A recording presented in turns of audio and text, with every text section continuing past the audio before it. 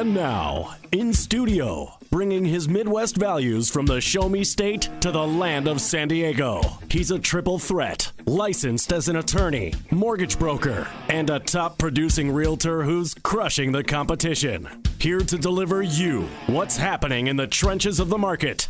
Your host, Michael Gaddis. Welcome to the Michael Gaddis Show on AM 1170 The Answer. I am your host, Michael Gaddis of michaelgaddis.com and frontierloangroup.com. And we are here every Monday night at 7 p.m. to talk about anything and everything related to real estate. And today we are technology powered. We are powered by ZenView, and you're going to find out all about them in the next segment here. But just remember, we are high powered today. And I'm telling you, there's a lot of extra equipment in here today. It looks like a high-tech place. So anyway, I want to get started and talk a little bit today. Before I talk about my main topic, I want to talk a little bit about the March Madness that's going on. I have an 11-year-old son, and we all filled out brackets for the basketball tournament. And, you know, as March Madness is defined, it has been crazy. And my son was yesterday going, I don't understand. I picked Duke to go all the way. What happened? And I'm like, that is why they call it madness, Aiden. It's madness. It's crazy. Screwed. And they're both in the same division. That division is just crazy right now. So I'm out. My guy's out. My son's guy's out. I mean, it was absolute lunacy in that bracket. They should spread the lunacy out to the other brackets, but they didn't. They just kept it in that one bracket. So it's going to be a Dukeless March Madness now. It's crazy. Well, there's a reason why Warren Buffett does that perfect bracket challenge every year. Oh, yeah, because it doesn't happen. It's not. I will say for the record, and I'd like to tell everybody, that I did pick some of the major upsets. I did pick Middle Tennessee State. I picked Xavier. And who was the other one I picked? I picked USC. So I picked them all going, and then, but you know, after that, it went haywire for me. I was really, after the first day, I was like walking around strutting, thinking I was all cool. I was telling my son, yeah, that's the way, you know, even after the second day, but after that, you know, oh boy, the round of 32 just annihilated me. So I still got North Carolina winning against Arizona, though. That's what I have. What do you got? You know what? This is the first year in a long time I didn't do brackets. You didn't do a bracket? Actually, one of the hosts was talking about it, and he was talking about his brackets. I go, oops, I guess I'm too left. What is the purpose of that? Work was just too crazy. Oh, I guess, yeah, right. But, there's all these statistics out about how much you lose workplace productivity. Oh, nothing gets done with the March Madness. You just have to write the whole month of March off. Nothing's going to happen. So I'm trying to correct that. Oh, I see. Oh, you're the. Oh, wow. You know what? You're just trying to interview for another job right now, aren't you? Somewhere out there. Well, just in case my boss listens. Yeah, just in case he says you want a promotion.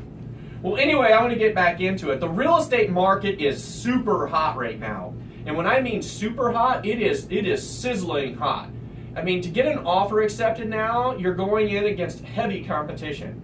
And, so one of the things I want to talk to about is, hey, where are all these buyers coming from, and how are they affording these loans?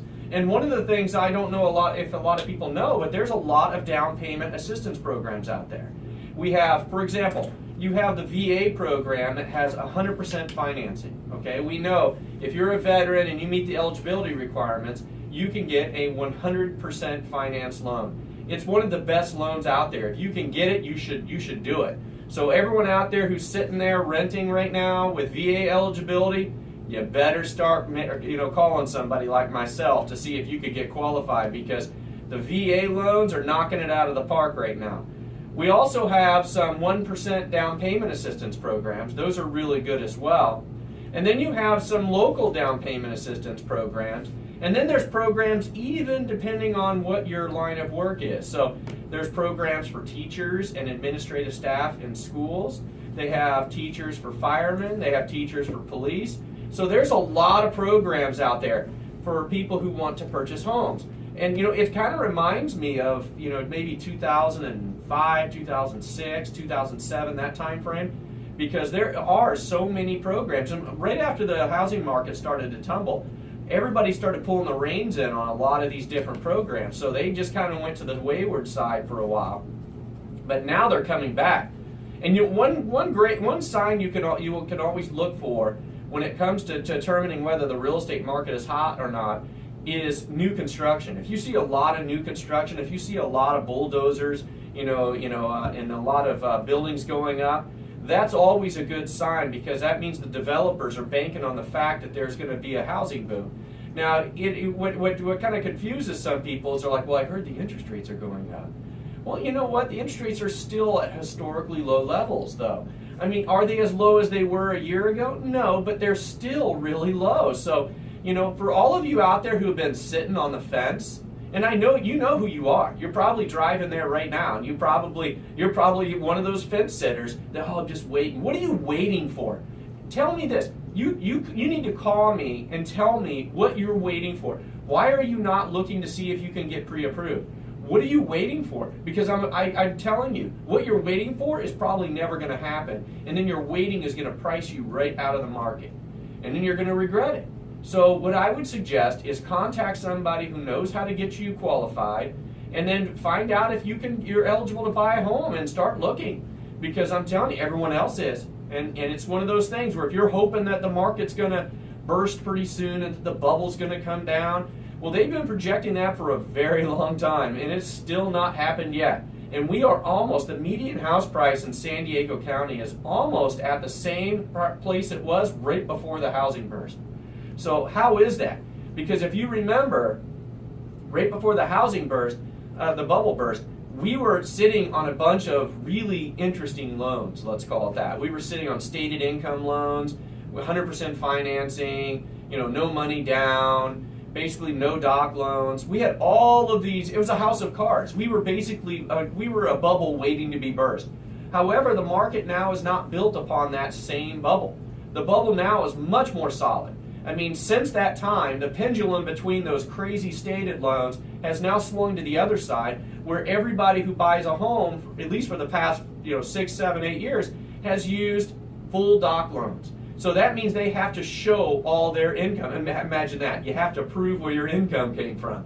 Instead of those stated income loans, now you got to prove it. So, I think what I'm saying is that even if there's a housing correction, even if there's going to be a bubble burst, I just don't see how it's going to be to the same level that it was before, because all of those risky loans were basically putting us in that position. And right now, our new housing market is not built upon that same type of, interesting types of loans, let's call it that. So what I'm saying out of all of this today is, if you're driving, if you're there, if you've been considering buying a new house, or if you're a renter and you want to see about buying a house, you need to do it now. In fact, I read an article that said, and you might not know this, or maybe you do, it was written by Lawrence Yun, who is he works for the National Association of Realtors. Lawrence said in an article written for Forbes magazine, he said that, and I think the article is How Homeowners Accumulate Wealth, that a homeowner's net worth is 45 times that greater than a renter. 45 times. So that means if a renter's net worth is $5,000, a homeowner's net worth would be $225,000. And that's because they're letting their home accumulate wealth for them. So don't be left out. It's time for you to get into that buying pool, or at least attempt to do it. Even if you can't qualify, at least try, so that then you can at least tell yourself later on, hey, I tried, it didn't work.